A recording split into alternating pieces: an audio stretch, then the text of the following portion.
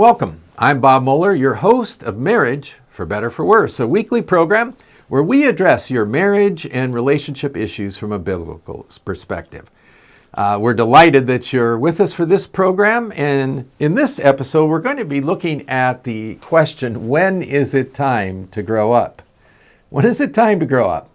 Maturity is an essential part of a successful marriage, and we'll talk about that in just a few minutes. Well, as we remind our viewers in each program, I am not a professional psychologist, psychiatrist, certified marriage therapist.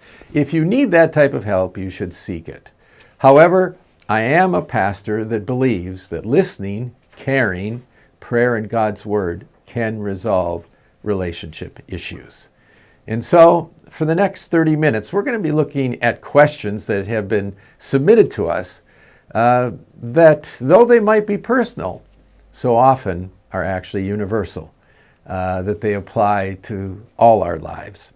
Well, let's start with this question that was given to us. Sometimes I feel like I don't love my spouse anymore in a romantic way, mostly because she doesn't want me to. After trying for years to rekindle intimacy in our marriage, it's not been reciprocal.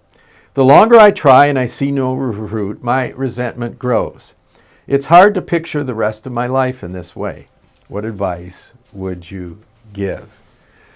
Well, that sounds as if your marriage has been frustrating, that it has lacked intimacy, that the oneness that God designed into the fabric of marriage just isn't there.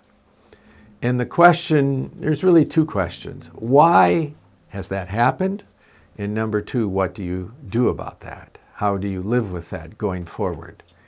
Well, why has that happened? I believe people act the way they do for a reason. They don't act randomly. And undoubtedly, your wife was raised in a situation where love and intimacy and emotional connection was most likely lacking or non-existent. And it's hard to give something that you have never experienced. And if you've never experienced it, you don't even know what you're missing. So why do you care? You don't even understand what's not there. And that's probably the situation that you find yourself in. Someone once gave me the wise advice that when the front windows and doors to a person's heart are locked, you have to go around to the back door to get in.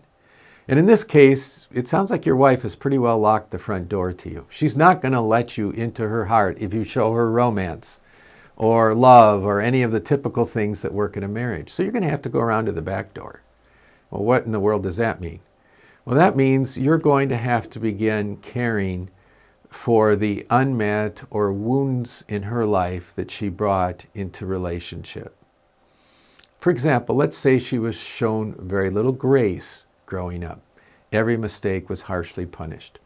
Let's say, for example, that she always had to internalize her feelings, and there was always criticism going on. Well, look at each of those factors. Criticism, a lack of grace, the force to be quiet and internalize. And just ask yourself, what would be the opposite of that? How could I show grace instead of judgment to my wife? How could I build her up instead of criticize her?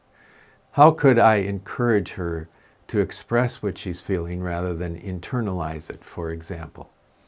Now, you're not going to see results tomorrow from that approach. You may not even see them next week. It may be a slow train coming. But here's the point. The Bible tells us in Ephesians 5:33, husbands, love your wives as you love yourself. Well, that command is not based upon our wife's reciprocity. In other words, I'll love her if she respects me or she responds to me. That's not the way Scripture teaches us. It says even to love our enemies and to pray for those who spitefully use you. And so it may be in some ways your wife has become your enemy, and you may feel that she spitefully uses you. But the Bible says we are to pray for those people, and that God will bless us. that God will reward us for doing that. Not necessarily with an improved marriage, but possibly, well, most certainly with an eternal reward. I remember, I think it was Emerson Eggerichs who wrote the book with his wife, Love and Respect. And he said that each time a man loves his wife, shows her love, even though she doesn't respond to it, even though she's acting out in a horrible way, he should hear in heaven, cha-ching, cha-ching, that in heaven, that a reward for that has happened. In heaven's accounting system, something has been credited to your account. Not to buy your salvation, but a reward for obedience to Christ that someday you shall reap. You know, it says,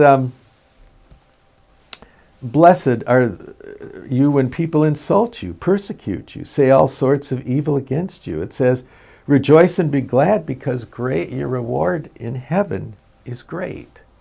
Now, that may sound a little disappointing to you if you're looking for a more fulfilling marriage right here and now. But I want you to just remember that if we obey God's word, even without the reciprocity of our spouse, that God is watching and God will bless us. And I believe that in some way he will be at work in your spouse's life that you may not see or understand at the moment. That's the advice I would give you. You know, your vows are for life. Because you live in a loveless marriage and it's unfulfilling, it really doesn't give us the right to walk away from it. It really doesn't give us the right to give up on it. When you got married, you made a promise, a covenant before God, not just your wife, till death do us part.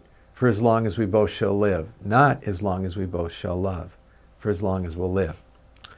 Do the right thing. Continue to obey. Pray for God to soften her heart. Seek encouragement from people to help you and encourage you in your loneliness and in your frustration. Other men, not other women.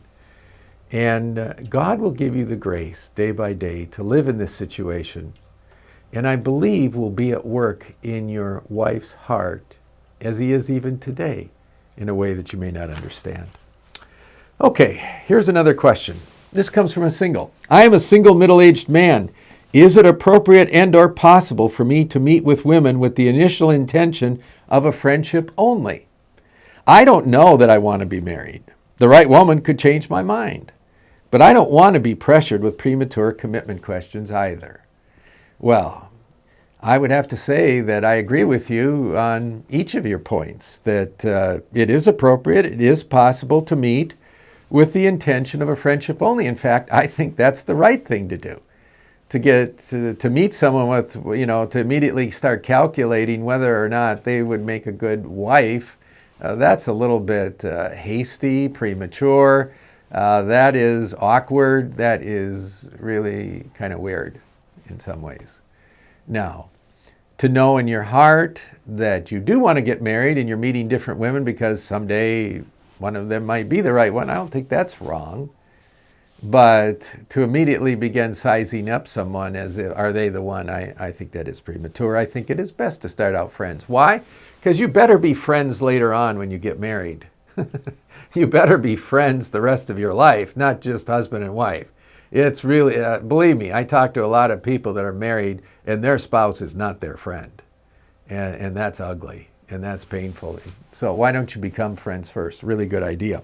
I don't know that I want to be married. Well, I don't know that God wants you to be married.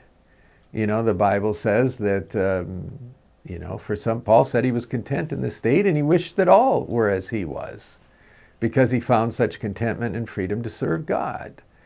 Jesus talked about eunuchs in Matthew chapter 19 that, let me just flip a couple pages ahead here, and in reference was not only to the physical alterations to one's anatomy that would make one a eunuch, but also just eschewing marriage, in principle.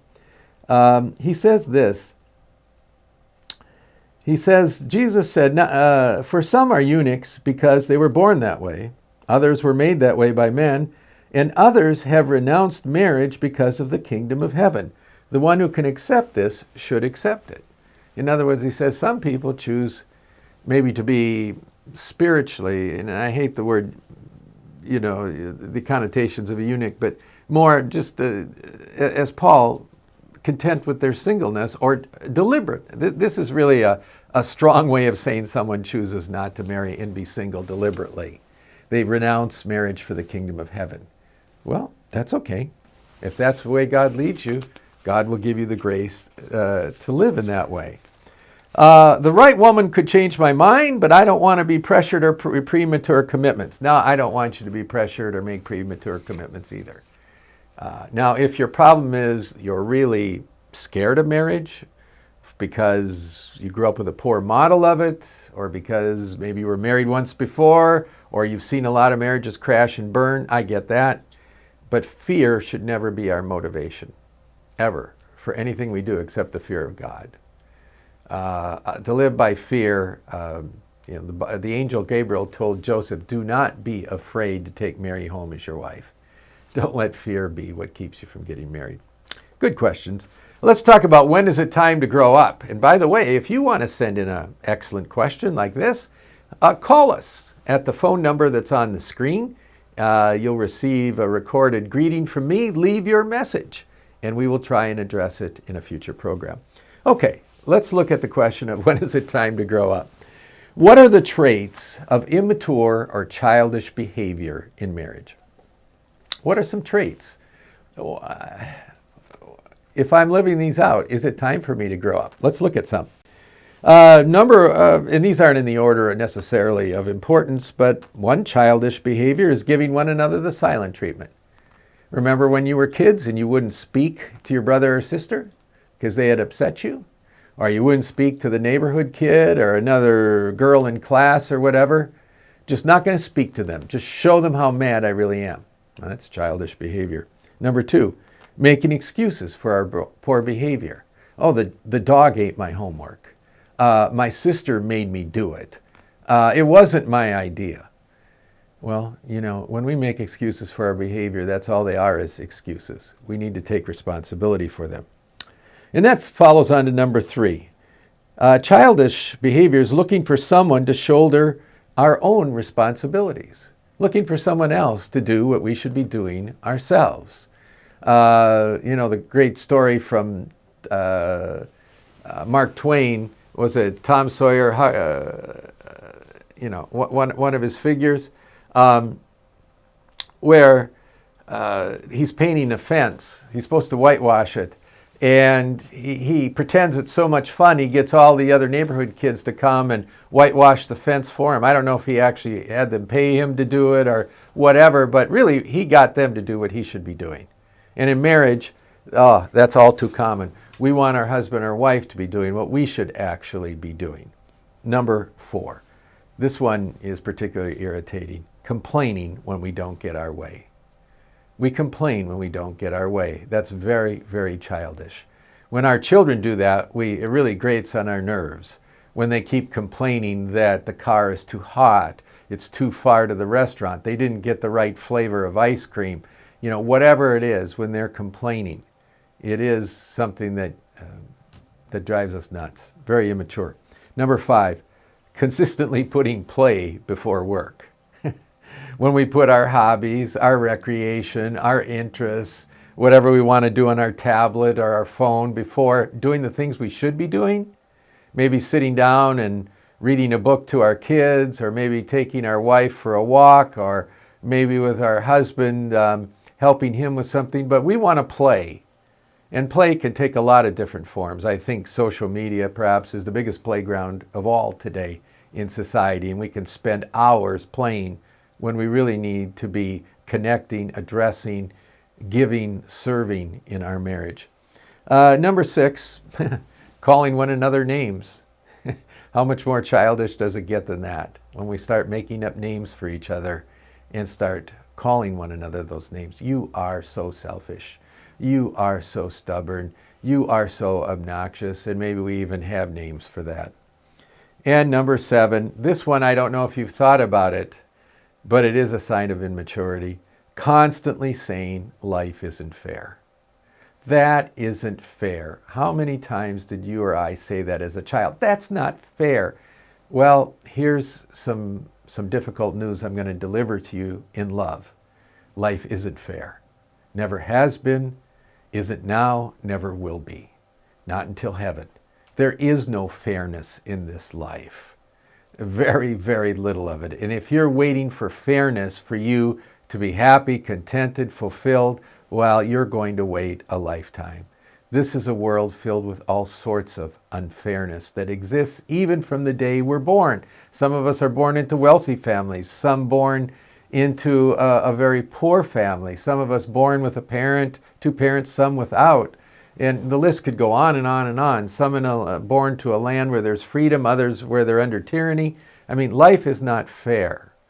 And God never promised us that it would be fair in this lifetime. And to demand fairness is very childish because it's just not going to happen. I think rather than complaining, the mature thing to do is to give thanks for all that you do have in your life instead of complaining.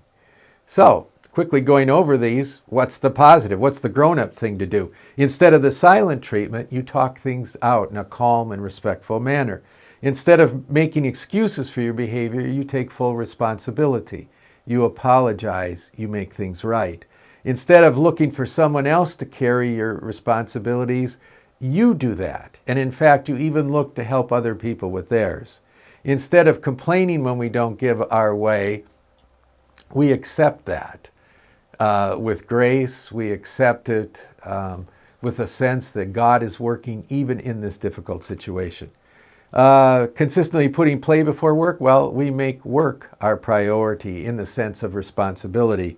Instead of calling one another names, we build each other up with compliments.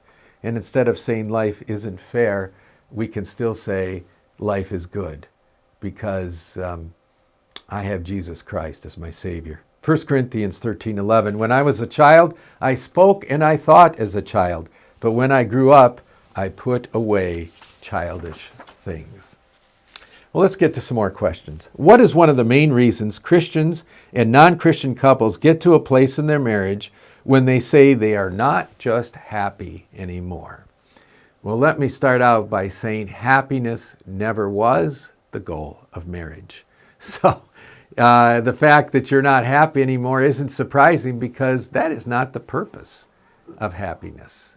You know, the word happiness, if you want to use that word, it's based on happen or happenstance. It means that what is occurring in my happenstance, my circumstances, is what brings me joy or pleasure. Well, we all know that our circumstances are often unpleasant and are very changeable, and so our happiness cannot be based on that.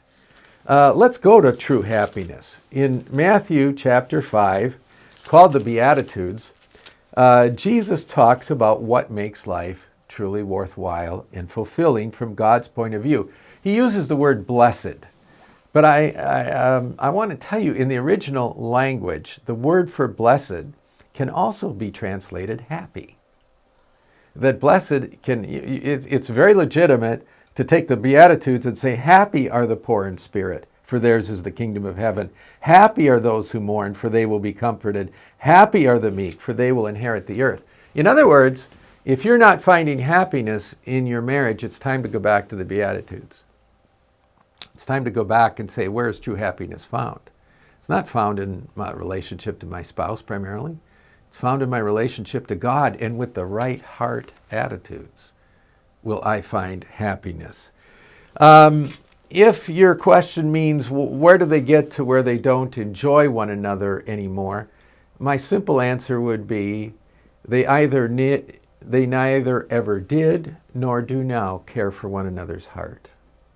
The reason they're not happy is they're not caring for each other's heart. The heart is where we give and receive love. And our spouse has needs in their hearts. We have needs in ours. We have hurts. We have areas that are all in our heart. And we're longing to have our heart understood and cared for. If you want to get to a place where you're starting to enjoy your marriage, take your focus off yourself, put it on your spouse, and ask this question of them: what is there in your heart that I could care about today? What is there in your heart that no one knows about, but you wish somebody did and they cared about it? What could I do today? Let's keep going to get more questions in here. Why do couples rely so heavily on one another to find their happiness? The image that popped in my mind was building a house on toothpicks instead of pillars. Well, I kind of like that. Yeah, if you're building it on circumstances and feel-good moments, that's not enough to support the weight of life. Will eventually come crashing down. If you're building your marriage, however, on unselfish love, caring for one another's heart, the Lordship of Jesus Christ is central in your marriage, being a giver instead of a taker, well, I think then you will find the fulfillment you're looking for. Another question. What is the deal with this 7 to 8 year mark where marriage seems to hit a crisis, what they used to call the 7-year itch? I know that's not always accurate, but it's definitely a common point in marriages where they start to fall apart. Well, I don't know that there's anything magical or mysterious about the year 7. 7 is the figure for completion in the scriptures. The earth was created, for example, in 7 days, and God rested on the 7th day. But I think the 7-year itch just means this. You've been married long enough where you have discovered each other's problems and faults. You may have even discovered each other's strengths and whatever. And now, after 7 years, you've been married long enough, you realize, you know what? This is what is going to be the rest of my life. Their problems will be my problems, their strengths, I guess I can enjoy, but this is pretty much the package. And a sort of buyer's remorse can set in if we're not careful at the 7-year mark, where we begin to say, you know, this was good, but I wonder if there's something better. I wonder if, you know, the grass could possibly be greener elsewhere. And then the temptation is to start looking elsewhere, to let your mind and heart wander from the spouse. It may even develop contempt in your heart. We have to fight that. We have to resist that.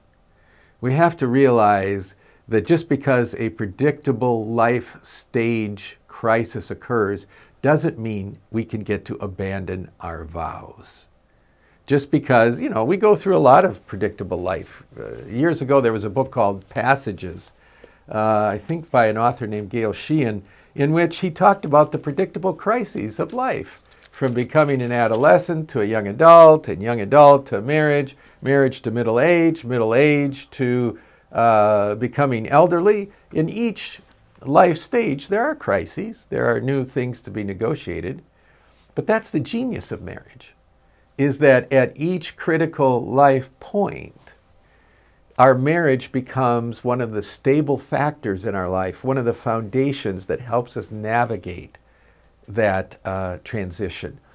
Not long ago, I went on to Medicare. I guess that means that I've reached a certain age. I start getting reduced coffee cups at McDonald's, okay? At the same time, getting older means I'm dealing with maybe more health issues or limitations that I used to. Well, that's a predictable life stage. There's a whole lot of the empty nest stage, very predictable. Well, you see, if our commitment to our spouse is what it should be, then the strength of our marriage and our partnership will get us through that. Let me just read this to you in Malachi chapter 2. Has not the Lord made a husband and wife one in flesh and spirit their heirs? And why one? Because he was seeking godly offspring. So guard yourself in your spirit. Do not break faith with the wife of your youth. It's saying when you get older, don't forget the covenant you made when you were young. So guard yourself in your spirit and do not break faith. You know what? It is okay to say in your life stage crisis that you're in, hey, you know what? My life's kind of crazy and, you know, whatever. But that's not an excuse to abandon your marriage or go looking for another husband or wife. It's an opportunity for you to grow closer together, to work through this crisis as a team. How important is approval, actual endorsement of my getting married from my parents? How important it is that our parents give our blessing to our relationship? Well, let me just say, it is very important to receive the wisdom and feedback from our parents that might help us make the most informed decision possible. In other words, if we've had a good relationship with our parents, hearing what they have to say should matter. Perhaps how important it is that they actually endorse that. I guess that may depend on person to person. In the scriptures, parents were a big part of putting the blessing on marriages and holding the marriage feast and putting their blessing. I'm not sure that every parent is in a place today to be able to evaluate and give the feedback. You at the end of the day, it's something I want. It's something most people would want, to hear that our parents are happy about this. It's important, if they have red flags, that we do at least hear them out on this. But at the end of the day, the decision is still between you and God and you and your spouse. So even lacking their endorsement, I don't think that it should be something that would prevent you from getting married. Same question for the approval of my siblings and close friends. I would take their advice under advisement, and if you're hearing something over and over again, look, be careful. He has a drug problem. She has this. I'm saying this because if you're starting to hear that from the people that love you, I would say that should be very important. If, on the other hand, the critiques of your spouse are not necessarily that substantial, that aren't really having to go toward character or conduct or other things, I think I might just take that instead more lightly. Maybe just their preference as opposed to something that's truly vital. Well, tonight, we've come to the end of this program much too soon, but maybe this has raised questions. Maybe you have other things you want to ask or follow up. Call us at the number on the screen below, or write us at bob@forkeepsministries.com, bob@forkeepsministries.com. We'd love to hear from you, and we'll try and respond. In closing, we hope to see you next week. Remember that marriage is for better, for worse, and for keeps.